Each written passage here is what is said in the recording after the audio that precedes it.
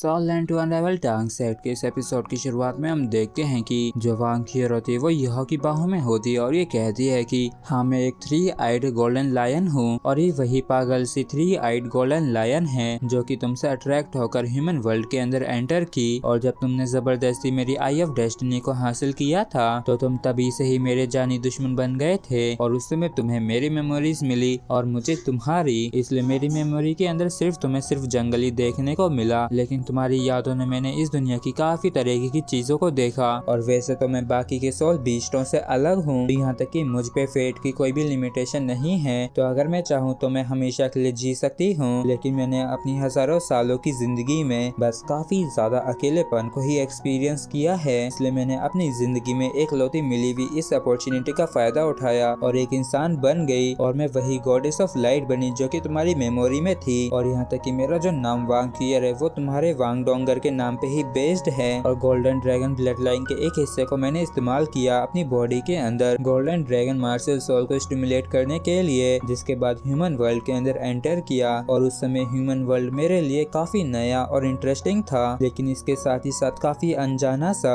और जब मैं हैप्पीनेस और क्यूरियोसिटी को महसूस कर रही थी, जिसके बाद मुझे धीरे धीरे करके डर महसूस होने लगा, क्योंकि मैं इस ह्यूमन वर्ल्ड के बारे में किसी भी चीज को नहीं समझती थी सिवाय तुम्हारे। और वैसे तो मुझे मालूम नहीं कि क्यों। और फिर मैं शेरेक कॉलेज आके तुम्हारे सामने आई और जब मैं तुमसे दोबारा मिली तब तक मैं पहले ही एक इंसान बन चुकी थी। ये जाहिर सी बात है कि तुम मुझे पहचान नहीं सकते थे, लेकिन मैं तो तुम्हें पहचान सकती थी। और उस समय वो फीलिंग वाकई में काफी ज्यादा अमेजिंग थी। और शायद ऐसा इसलिए क्योंकि मेरी जो आई ऑफ डेस्टिनी है वो तुमसे कनेक्ट हो रखी है। तो जब मैं तुम्हारे साथ होती थी तो मेरा डर डिसअपियर हो जाता था और तो और मुझे काफी ज्यादा कंफर्टेबल भी महसूस होता था। तो मैंने शेरेक के अंदर एंटर किया और तुम्हारे पास आई और मैं देखना चाहती थी कि आखिर तुम कैसे रहते हो और आखिर क्या तुम इंसानों और हम सोल बीस्टों के बीच में अंतर है। और उस समय मुझे मालूम पड़ा कि जो बंदा तुम्हारा बेस्ट फ्रेंड है वो असल में तो एक लड़की है जो कि तुम्हारा कपल भी बना। और उस समय मेरे दिल में एक ऐसी फीलिंग आई जिसे मैंने पहले कभी भी एक्सपीरियंस नहीं किया था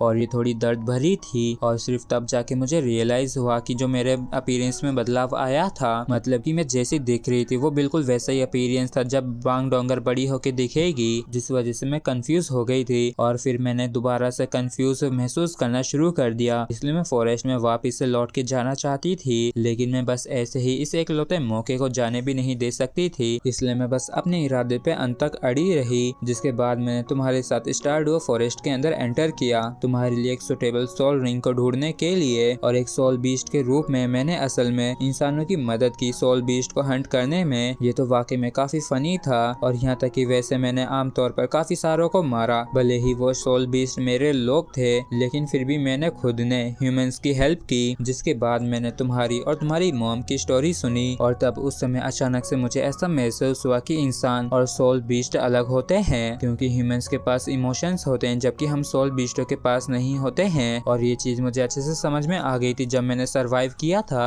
और तुम्हारे साथ लाइफ एंड डेथ की फाइट करने के बाद। यहाँ तक कि मुझे खुद को मालूम नहीं था कि तुम्हारा जो इम्प्रेशन है वो मुझ पे काफी गहरा पड़ गया है। और वाकई में फेट को बदलना काफी बड़ा डिजास्टर होता है और मैं भी क्या ही कर सकती थी, क्योंकि मैंने भी तो तुम्हें धीरे धीरे करके पसंद करना शुरू कर दिया था और तुम्हें देखना और तुम्हारे पास रहना मुझे अच्छा लगने लगा। लेकिन फिर तुमने डोंगर की वजह से मुझे रिजेक्ट करना शुरू कर दिया और शायद डोंगर ने भी अच्छे तरीके से महसूस कर लिया था कि मैं उसके लिए काफी बड़ा खतरा हूँ। और उस समय यहाँ तक कि मुझे थोड़ा सा प्राउड भी हो रहा था, क्योंकि तो भी क्या हुआ अगर हम एक जैसे भी दिखते हैं तो। लेकिन क्योंकि मैं उससे कहीं ज्यादा ताकतवर थी तो मुझे ऐसा लगता था कि मैं आराम से तुम्हें उससे छीन लूंगी। हालांकि मुझे बिल्कुल भी समझ में नहीं आ रहा था कि मैं ऐसा क्या करूं जिससे कि तुम मुझे पसंद करने लगो और मेरे प्यार में पड़ जाओ। और उस समय वाकई में मैं काफी ज्यादा कंफ्यूज थी। लेकिन तभी अचानक से मैंने तुम्हें एक दिन शेरे कॉलेज से काफी बेचैनी में जाते हुए देखा, तो मुझे इस चीज को जानने की काफी ज्यादा जिज्ञासा हुई। इसलिए मैंने तुम्हें काफी दूर तक फॉलो भी किया। और तुम्हारा जो डोंगर के प्रति विजडम, डिटर्मिनेशन, डेडिकेशन था उसने मुझे हरदम काफी इम्प्रेस किया।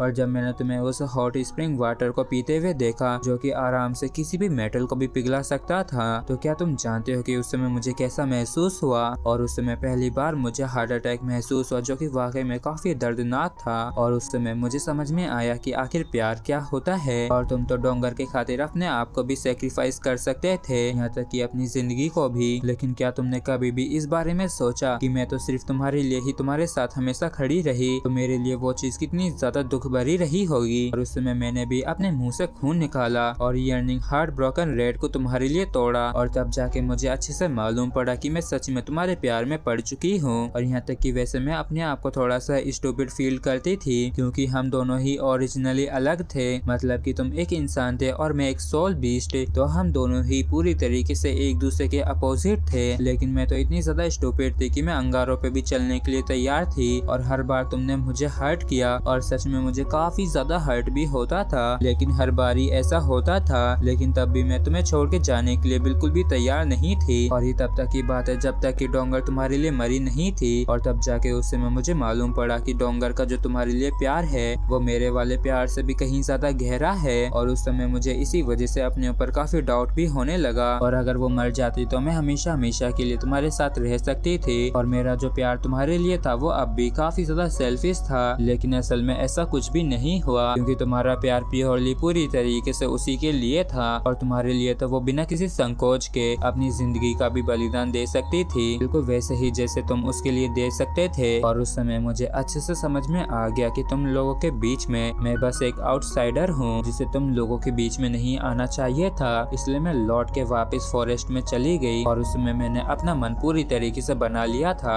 कि अब मैं दोबारा कभी भी तुम्हें नहीं देखूंगी और जो कुछ भी हमारे बीच में हुआ था उसे जाने दूंगी। हालांकि मैंने तुम इंसानों से प्यार करना सीखा था, लेकिन मैंने इसे भुलाना नहीं सीखा था। इसलिए मैं तुम्हें भूल भी नहीं सकती थी, जिसके बाद मुझे तुम्हारे ऊपर खतरा आते हुए महसूस हुआ। और इस बारी तो डोंगर भी तुम्हारे पास नहीं थी और न ही ये कोई यंग लव क्वेयरिंग वैली थी। इसलिए मैंने इस बारी सोच लिया था कि मैं तुम्हें दोबारा से नहीं हारूंगी। और अब जब वो सोच रही है तो वो मुझसे कम्पीट भी नहीं कर सकती थी, जबकि सिर्फ यह बेचारा कुछ बोल भी नहीं पा रहा होता है। और वहाँ की हंसते हुए कहती है कि असल में तुम मुझे अभी काफी अच्छे लग रहे हो जिस तरीके के तुम अभी हो, और अब तो तुम लड़ भी नहीं सकते हो। इसलिए बस तुम चुपचाप बने रहो, क्योंकि मैं हमेशा हमेशा के लिए तुम्हारे साथ रहना चाहती हूँ। और यह तुम्हारा बहुत बहुत शुक्रिया आखिरकार मुझे ये बताने के लिए कि तुम्हारे दिल में मेरे लिए भी एक जगह है। और वैसे भी मुझे बिल्कुल भी ऐसा महसूस नहीं हो रहा है जैसे कि तुम्हारा ह्यूमन लव बेकार गया हो। शायद ऐसा इसलिए क्योंकि मैं काफी हद तक एक इंसान बन गई हूँ। और यह तुम्हारा बहुत बहुत धन्यवाद, क्योंकि शायद ये हमारे लिए सबसे बेस्ट एंडिंग रहेगी। और आगे अब कुछ भी क्यों ना हो, अब हम एक दूसरे से दोबारा कभी अलग नहीं होंगे। और हम देखते हैं कि वांक्योर जो होती है वो पूरी तरीके से गोल्डन लाइट में बदल जाती है और यह के फॉरहेड में जाने लगती है। और इसे ऐसा करता देख यह इसे रोकने की कोशिश करता है, लेकिन ये वांक्योर को रोकने के लिए कुछ भी नहीं कर पाता है। और वांक्योर पूरी तरीके से इसकी बॉडी के अंदर चली जाती है और इस वजह से यह की जो बॉडी होती है वो भी काफी जोरों से गोल्डन कलर में ग्लो करने लगती है। और वांक्योर के ऐसा करने की वजह से इसे काफी बुरा भी लग रहा होता है। और फिर हमें वापस से वही 3 आइड गोल्डन लाइन देखने को मिलती है जिसने वांक्योर का रूप ले रखा था। मतलब कि अब ये यहाँ पे अपने आप को सेक्रीफाइस करके यह को बचाने के लिए इसके साथ मर्ज हो रही है, शायद आइस एम्प्रेस की तरह। और इसी के साथ फ्रेंड्स हमारा एपिसोड जो है ये यहीं पे खत्म होता है। अगर आप लोगों को वीडियो अच्छा लगा हो तो प्लीज चैनल को सब्सक्राइब और वीडियो को लाइक करना बिल्कुल भी ना भूलें। Thank you.